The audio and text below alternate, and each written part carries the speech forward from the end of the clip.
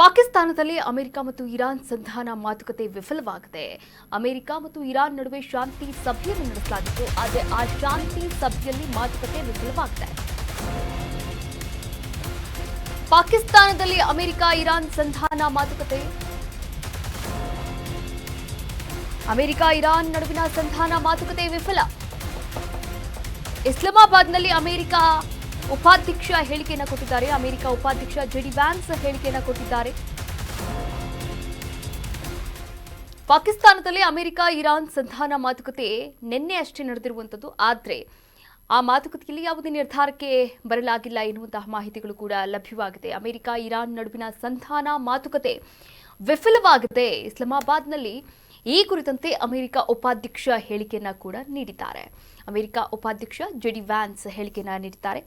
ಇಸ್ಲಾಮಾಬಾದ್ನಲ್ಲಿ America ನಿಯೋಗ ಮತ್ತು Iran ನಿಯೋಗ ಎರಡೂ ನಿಯೋಗಗಳು ಕೂಡ ಚರ್ಚೆಯನ್ನು ಮಾಡಿದ್ವು. ಆದರೆ ಆ ಚರ್ಚೆಯ ಮಾತುಕತೆಯಲ್ಲಿ ಶಾಂತಿ ಸಭೆಯಲ್ಲಿ ಯಾವುದೇ ಒಪ್ಪಂದಕ್ಕೆ ಯಾವುದೇ ನಿರ್ಧಾರಕ್ಕೆ ಬಂದಿಲ್ಲ ಎನ್ನುವಂತಹ ಮಾತುಗಳು ಕೂಡ ಕೇಳಿ ಬರ್ತಾ ಇರುವಂಥದ್ದು. ಹೀಗಾಗಿ ಆ ಶಾಂತಿ ಸಭೆಯ ಇಡೀ ಮಾತುಕತೆ ಏನಿದೆ, ಆ ಸಂಧಾನ ಮಾತುಕತೆ ವಿಫಲವಾಗಿದೆ.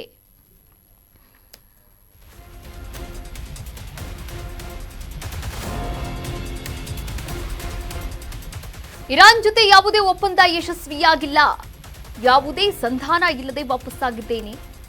ಬರೋಬ್ಬರಿ 21 ಗಂಟೆಗಳ ಕಾಲ ಚರ್ಚೆಯನ್ನ ನಡೆಸಲಾಗಿದೆ. ಇರಾನ್ ನಮ್ಮ ಷರತ್ತಿಗೆ ಒಪ್ಪದೇ ಇದ್ದದ್ದು ಬೇಸರದ ಸಂಗತಿ. ಅಮೆರಿಕ ಉಪಾಧ್ಯಕ್ಷ ಜೆಡಿ ವ್ಯಾನ್ಸ್ ಸ್ಫೋಟಕ ಹೇಳಿಕೆಯನ್ನ ಕೊಟ್ಟಿದ್ದಾರೆ. ನಿನ್ನೆ ಇಸ್ಲಾಮಾಬಾದ್ನಲ್ಲಿ ಅಮೆರಿಕ ನಿಯೋಗ ಹಾಗೂ ಇರಾನ್ ನಿಯೋಗ ಎರಡೂ ಕೂಡ ಈ ಒಂದು ಶಾಂತಿ ಸಭೆಯಲ್ಲಿ ಭಾಗಿಯಾಗಿತ್ತು. ಆದರೆ ಇರಾನ್ ಕೆಲವೊಂದಷ್ಟು ಷರತ್ತುಗಳನ್ನು ಕೂಡ ಹಾಕಿತ್ತು ಅಮೆರಿಕಾಗೆ. ಆದರೆ ಇರಾನ್ ಜೊತೆ ಈ ಒಪ್ಪಂದ ಏನಿದೆಯಲ್ಲ, ಯಾವುದೇ ಒಪ್ಪಂದಕ್ಕೂ ಕೂಡ ಬಂದಿಲ್ಲ. ಅವರು ಯಾವುದೇ ನಿರ್ಧಾರವನ್ನು ಕೂಡ ತೆಗೆದುಕೊಂಡಿಲ್ಲ. ಹೀಗಾಗಿ ಸಂಧಾನ ಎಲ್ಲವೂ ಕೂಡ ವಿಫಲವಾಗಿರುವಂಥದ್ದು. ಇದೆಲ್ಲ ಆದ ನಂತರ ಅವರು ವಾಪಸ್ ಆದ ನಂತರ ಅಮೆರಿಕಾಗೆ ಬರೋಬ್ಬರಿ 21 ಗಂಟೆಗಳ ಕಾಲ ಚರ್ಚೆಯನ್ನು ನಡೆಸಿದ ನಂತರ ಇದೀಗ ನಮ್ಮ ಷರತ್ತಿಗೆ ಇರಾನ್ ಒಪ್ಪದೇ ಇದ್ದದ್ದು ತುಂಬಾ ಬೇಸರದ ಸಂಗತಿ ಎನ್ನುವಂತಹ ಹೇಳಿಕೆಯನ್ನು ಕೂಡ ಕೊಟ್ಟಿದ್ದಾರೆ ಅಮೆರಿಕ ಉಪಾಧ್ಯಕ್ಷ JD wands.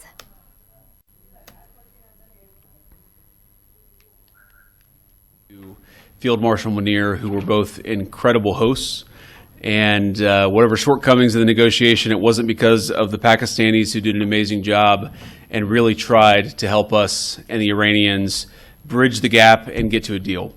We have been at it now for 21 hours, and we've had a number of substantive discussions with the Iranians. That's the good news.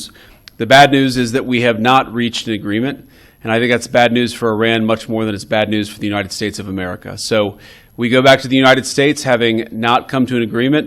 We've made very clear what our red lines are, what things we're willing to accommodate them on, and what things we're not willing to accommodate them on. And we've made that as clear as we possibly could, and they have chosen not to accept our terms. Well, I won't go into all the details because I don't want to negotiate in public after we've negotiated for 21 hours in private.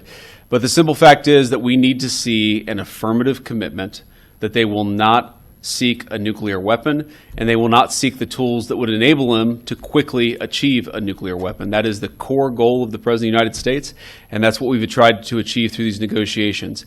Again, their nuclear program, such as it is, the enrichment facilities that they had before, they've been destroyed. But the simple question is, do we see a fundamental commitment of will for the Iranians not to develop a nuclear weapon, not just now, not just 2 years from now, but for the long term? We haven't seen that yet. We hope that we will. Jen. ಸಂಧಾನ ಮಾತುಕತೆ fail ಆದಂತಹ ಹಿನ್ನೆಲೆಯಲ್ಲಿ ಅಮೆರಿಕದತ್ತ ಪ್ರಯಾಣವನ್ನು ಬೆಳೆಸಿದ್ದಾರೆ.